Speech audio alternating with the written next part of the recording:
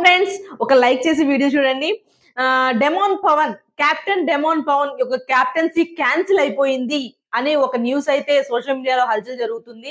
ఇది ఎంతవరకు కరెక్ట్, ఎంతవరకు రైట్ అన్నది నాకు రాంగ్ అన్నది నాకు తెలీదు కానీ, ఒకవేళ క్యాన్సిల్ అయిపోతే నిజంగానే హౌస్ అంతా కూడా నిజంగానే షాక్ అవుతది. షాక్ అంటే ఏంటి అనంటే, వాళ్ళలో ఒక భయం అన్నది ఏర్పడిద్ది. ఎందుకు అనంటే, సంచాలకుగా ఒకళ్ళు పెట్టినప్పుడు సంచాలక్ ఏదైనా చెయ్యొచ్చు. సంచాలక్ ఎటువంటి డెసిషన్స్ అయినా తీసుకోవచ్చు. సంచాలకే కరెక్ట్.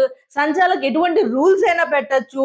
సంచాలక్ ఏది చెప్తే అదే అని ఒక భ్రమలో ఉండిపోయారు చూసారా? అంటే సంచాలక్ ఏమైనా ఎలా అయినా మార్చుకోవచ్చు అని బయట జనాలు చూస్తున్నారన్న విషయాన్ని కూడా మర్చిపోతున్నారు. ఆ సంచాలక్ ప్లేస్‌లో ఉండి.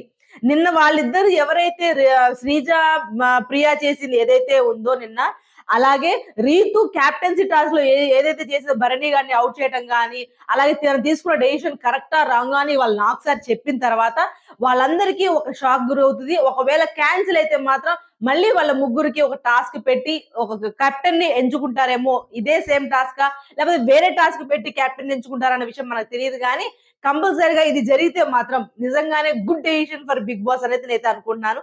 మీకేమనిపించింది అన్న విషయం అయితే కామెంట్ సెక్షన్ లో కామెంట్ చేయండి. బై.